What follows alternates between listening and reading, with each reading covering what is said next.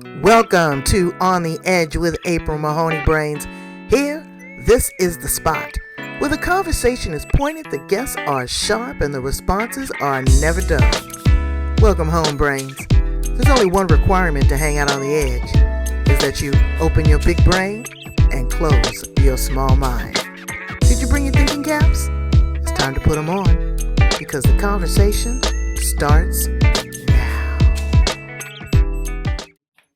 As we welcome our guests here on the edge, the place where the conversation is pointed, the guests are sharp, and the responses are never dull. Today, we got Margie McCumstie. Hello, April. Hello, Brains. Look at, she done called you guys out. She said the brains. You know, Margie's got a beautiful job in a strange kind of way.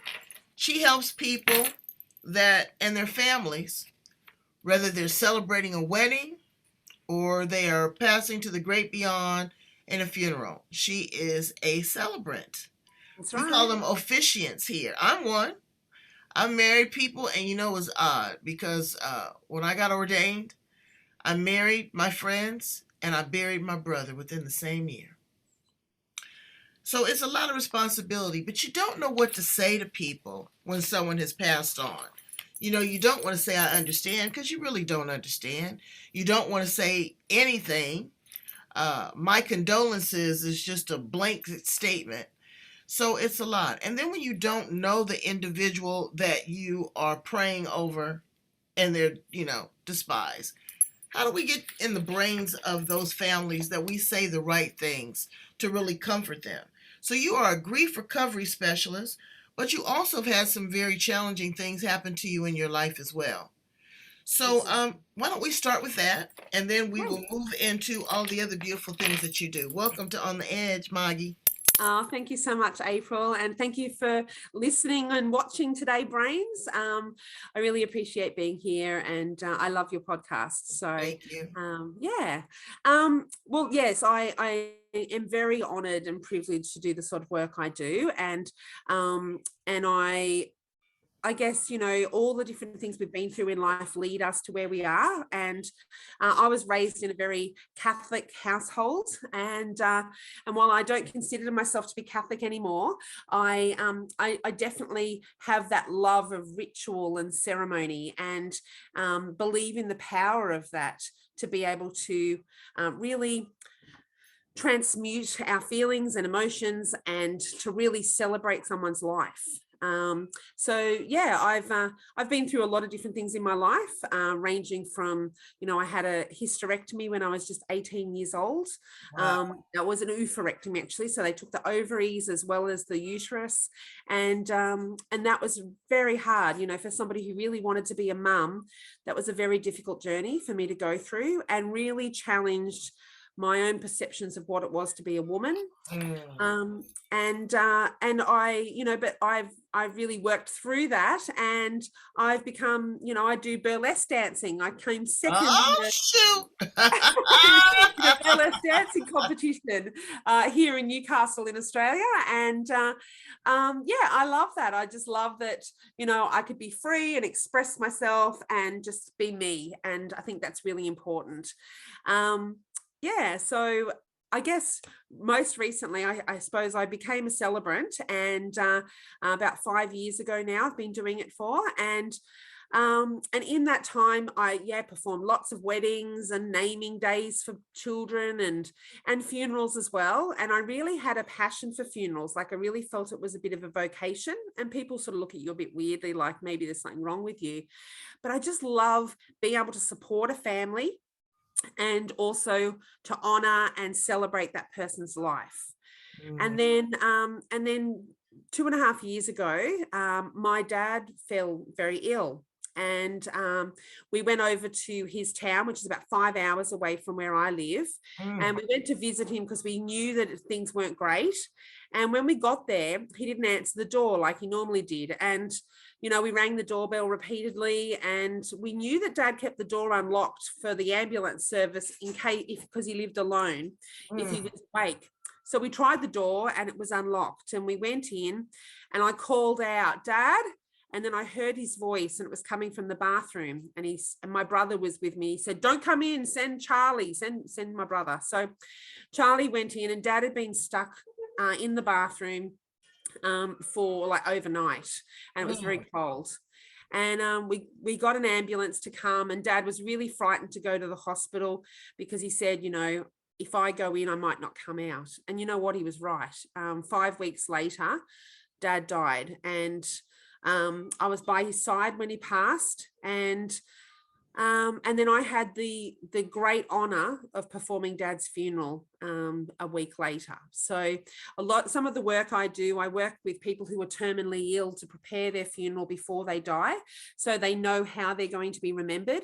And they also get a sort of a sense of closure. They get to hear their life summarized back to them, and so yeah, it was really such an incredible gift to give them. So I did that for Dad, and I remember reading Dad his funeral ceremony 24 hours before he died, and then just that one day later he died, and I was holding his hand as he died. And that funeral was probably one of the hardest, was the hardest funeral I've ever done in my life, but also the biggest honor, like just the most incredible honor. And I have so many families say, "Oh no, I couldn't do a eulogy. I just couldn't." And the thing is that, it's such a gift to you as well as to them if you can make yourself do it. You were asking before about what people say. How do people, what you should say to people to help comfort them. I think so often we need to stop worrying about what to say and start thinking about what we can do to listen, and hugs, because most of all, you can't hug nobody with the COVID, girl. You can't even get them to get in the funeral home. We had a friend of ours pass away, and they did the funeral. I was all the way at the back by the graves, right? 6 people at an outdoor funeral contracted COVID. So they don't want to get close, but it's different. African American culture, it used to be where we would fall all out, girl. I mean, be at the funeral home screaming and hollering, trying to get all in the coffin with people. Yeah. But people have changed. The emotion around death has stiffened. It's not as lubricant as it was, where people would just, go in every direction. They've come to terms with the fact of the transition. They've cut, you go to funerals now, or I do, and hardly people are crying. You may have the wife, the immediate family, but all of the extended people, no. And then here in New Orleans, we have a culture of, it's really a celebration where we go down the street with umbrellas, and we do a dance, and we have the handkerchief. We really, we really celebrate the life, because we know that the soul has separated from the spirit. Yeah. We know that it is okay. We know that it's a transition period, and we know that we're all going to go. What do you say to people that have small children? I'd like to ask that question, because young children have to understand this without being afraid. Yeah. Well, I first of all, I love that. I love that people can celebrate like that. So often funerals aren't celebrated in that way. And I think it's really great if they can be. And I think also with young children, involve them, obviously at an age appropriate level. But when people say, "Oh, I'm not going to bring my children to the funeral, they're too young," I don't agree with that at all. I think, no, let the children come. I encourage the children to write cards or letters to be placed on the casket. Do whatever they need to do to be part of the ceremony, to say goodbye, to celebrate the life, that sort of thing. There's a fabulous book called Water Bugs and Dragonflies, and it's a children's book, but it is so meaningful. And I often give the thing that sort of I've held on to very much so in my grief is that my dad's not really dead, and all the people I've loved, he's just changed form, right. So he's but then you have to take into consideration and respect others that don't believe that. Well, that's right. You That's know, right. there's a lot of people out there that don't believe in reincarnation. They think that, when you in the ground, that's it. So And you have that's to when honor that too. But that's when you talk about how you keep them alive in your memory. The Right, love right. you have for them stays in your heart. Their memory stays in your heart, and they stay alive in that way instead. And so it's a different way of thinking about it. Um, you When know, you are not, burying people, you're marrying people. sure am. So tell me do you remember or recall one of the most special weddings that you ever performed? Oh, look, I did a wedding that I absolutely just loved performing. It was a wedding between an Indian Australian woman whose family were Hindu and an Australian man, a white Australian man, and so they wanted to have the two weddings. So they invited me to the Hindu wedding, and it was fabulous. I felt like I was in a Did you Bollywood get did movie. you get your Mindy? Did you get your henna? Yes, yes, Yeah. had the henna tattooing, and it was just fabulous. We were all dancing, and it was incredible celebration. I absolutely loved it. And then Mhm. the very next day, I then performed the traditional white wedding. And I remember at the reception for the first wedding, the Hindu wedding, that I said afterwards, I said, "Oh, I feel like I'm in a Bollywood movie." And Oh, then the very yeah. next day, I was at the other wedding that I performed, and I was talking to some of her friends and cousins that had flown over from India at the time, and this is before COVID, and they were saying, "Oh, we feel like we're in a Hollywood movie," and I said, "That's what Wow. I said yesterday, but it was a Bollywood movie," and it was just one of Yeah, the most it's great. glorious cultural experiences. I know, I've been to, several different cultural but when you get to taste the food and you look at this ceremony and, you know, what is universal is love, That's it. That's family, camaraderie, understanding, and you hope longevity for the bride and groom. Yes. And there's a lot of symbolism and ritual, like they did things that we don't do, but they were beautiful and really symbolic. And then we do things that they don't do, and they're symbolic as well. I think that search for meaning is it's a core thing in terms of ceremonies and weddings and funerals as well. So yeah, Yes, very and do important. you do christenings of children and baptisms? Yeah. Yes, yes, but they don't have a religious component. So they're naming days, and they're just So what? glorious. So a naming day is kind of like a Yeah, like a baptism, oh, okay. but without the religious component, unless they want that, in which case I'm happy to put that into it as well. But a lot of people, aren't religious, but they do want to celebrate and welcome their child to the world. So, which is beautiful. Right, and they want to honor, whatever religious doctrine that they believe. So, Maggie, what do you do for fun and recreation? Well, apart from the burlesque dancing, and I love swimming and aqua aerobics and things like that. Mm. Um, So, Maggie, you wrote a book. You were telling me. How yes, long yes. ago? A couple years ago? Yeah, so after my dad died in 2019, at New Year's Eve, I made one of those resolutions that I don't normally make, and that was to Wow. write a book and to acknowledge and make it a tribute to my dad. So I wrote this book. It's called Beloved: Wow. Remembering, Discovering, and Creating Who You Are as You Journey Through Life. Wow. And I did a dedication in the front to Dad. It says, "To Arthur Charles McCumstie, my dad, you faced it all and you stood tall and did it your way. Thanks for the love and inspiration. This book is about my way." And yeah, so Sounds like a Frank Sinatra song. You know Frank yes, Sinatra? I did it my way. we did. Yeah. We had that song at Dad's funeral, and Dad had, I don't know how, but Dad had thought he'd never heard the song before. And I played it for him on his deathbed. And he said, "It's like the song's been written for me. It's like every word."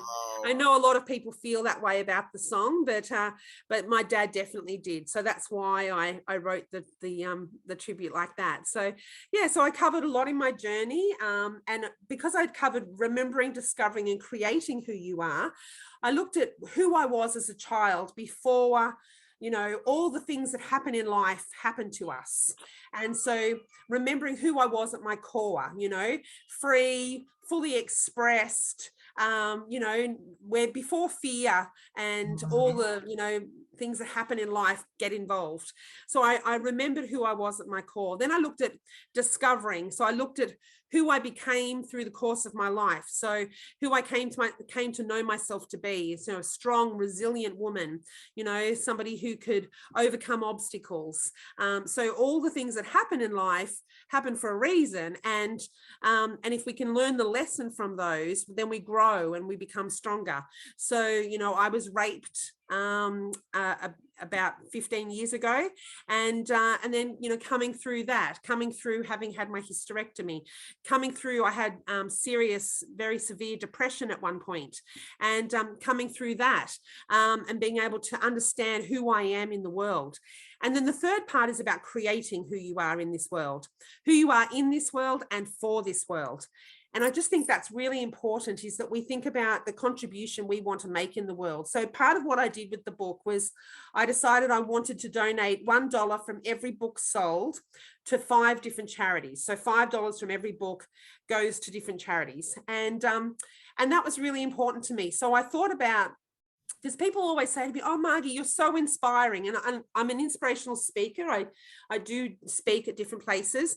And, you know, like, okay, thank you. That's lovely. But there are so many inspiring women in this world, and I wanted to be able to shine a light on some of those. So the book, the proceeds of the book, some of those go to 5 different charities, as I said.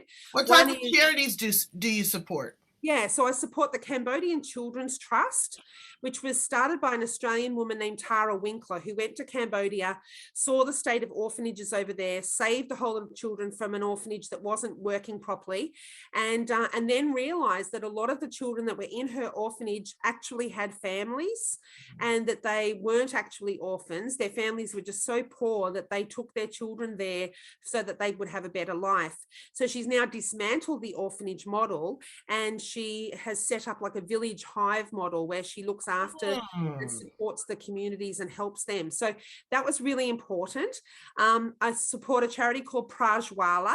There's an incredible woman named Sunitha Krishnan, and so many years ago, a group of 8 men gang raped her and bashed her severely to the point where she became deaf in one ear. And she's in India, and in India, there's a lot of shame around sex and rape and things like that. And she really wanted to be able to end sex slavery in India. And so she started this organization called Prajwala, which means eternal flame. And I've got a statistic here that 18 million women and children are involved in sexual slavery in India alone. 200,000 women and children are forced into prostitution each year, and 65,000 children are trafficked each year, with some of these being as young as 5 years old. So she works on prevention, protection, rescue, rehabilitation, and reintegration. And so I was really, you know, wanting to like look after and support them as well. Then there's another organization called Rafiki Mwema, and they're over in Kenya. And there was a woman named Anne-Marie Tipper. She's from the UK, and she'd been donating to orphanages in Kenya for quite a while. And then she went to visit, and she realized that the money she was donating wasn't making it to the children. So she stayed in Kenya for a while and started an organization called Play Kenya, because she was a trauma therapist. And but then she realized that there were young girls who were waiting on legal proceedings and were either stuck in institutions or they were in a dangerous situation at home because family members had raped them, and they were still stuck there. So in 2011, she organized a therapeutic home for sexually abused girls under the age of 12, and that's Rafiki Mwema. And then after about a year, it wasn't doing very well financially. And a woman named Sarah Rosborg, who is an Australian woman, she went over there and realized this. So she came back to Australia and she immediately organized a big fundraiser and raised enough money to keep the orphanage going for another 3 months. And then she got some help from some celebrities over here in Australia, Constance Hall and Celeste Barber. And they raised lots of money to help keep that going. And it's been going ever since. Then my fourth one, I have 5. My fourth one is Transcend, which is an Australian organisation supporting young transgender and non-binary youth in Australia. So in Australia, if you're a young person and your family's supporting you in going through transgender transition, then you have to go on to puberty blockers. But to do that, you've got to go to the family court, and it becomes really expensive. And every step along the way, you have to go and get legal support, and it costs a lot of money. So they decided to start advocating for transgender rights and to help change that system in terms of how much money and frustration and time and delays it costs, because there's no time to delay with stopping puberty, obviously. And it's a mother and daughter team that run that. So the mother actually had twin boys, and then she soon realized that one of her boys was actually a girl. And so her daughter, Georgie Stone, is now the first transgender actor on Neighbours. Oh, wow. I don't know if you have Neighbours there in America, but no, probably on Netflix or something like that. But that's very progressive. I see that you are very involved in the DEI space, which is on everybody's tongue right now: diversity, equity, and inclusion. People want to be acknowledged the way they want to be acknowledged. Just because we want to say it, but I tell people it gets a little confusing until you introduce yourself to me that way. I have no idea of what to do. But to extract a lot of prejudice, misunderstanding, and ignorance. Ignorance just means not knowing.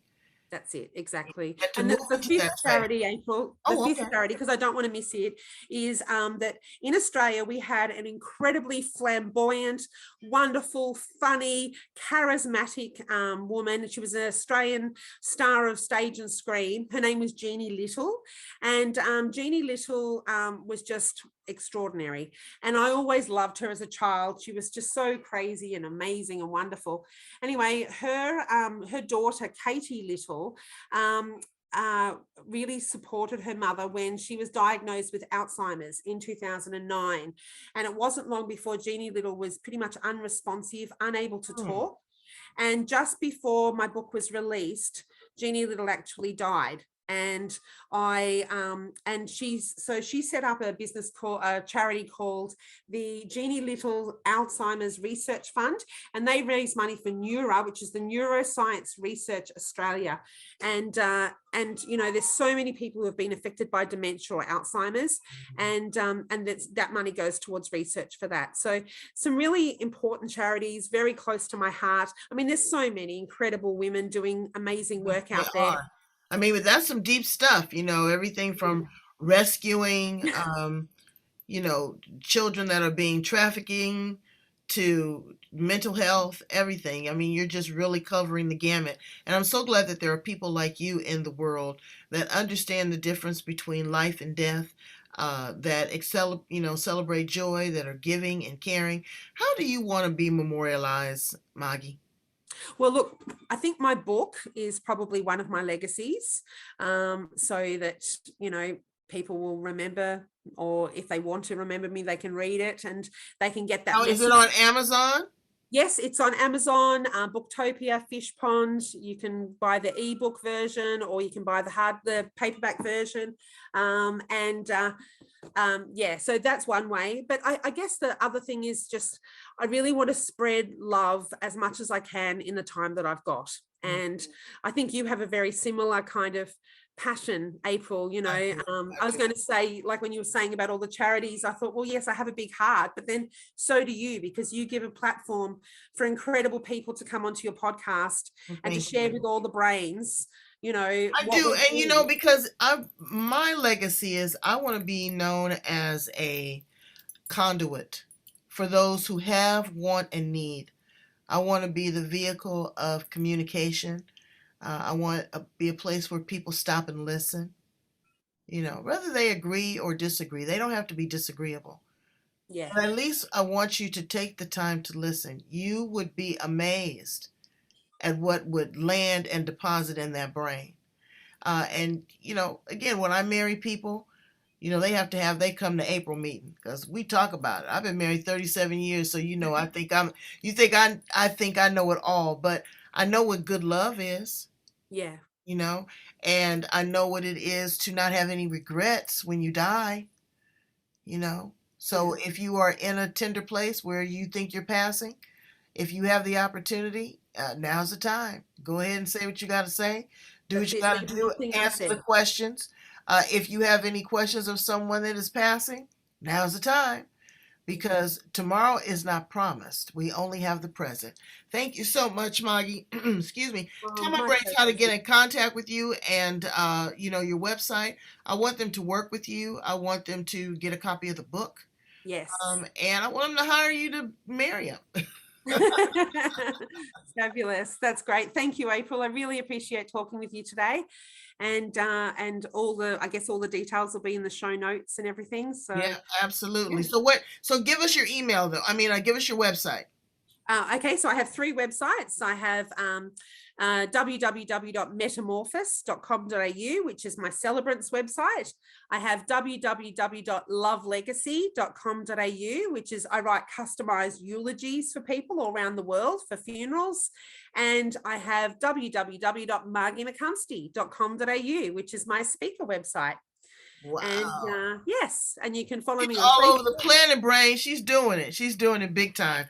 Well, what we want you to do is we want you to love, like, and share. We want you to share this information with people. She gave us some great information on some nonprofit organizations that you might want to consider contributing to. You'd be surprised what $5, $10, $15 a month can do. It can change people's lives. It can provide food sometime for weeks. It can provide medicine, a roof over their head, Education. education. Sometimes it helps with legislation. So give, brains. That's what money is there for. It's fluid. It's got to be constant. The more you give, the more you have. Believe me, trust me, I'm a witness. Thank you so much, Maggie. Thank you so much, April. Love to everybody from All right. Australia. Bye, brains. Bye, brains.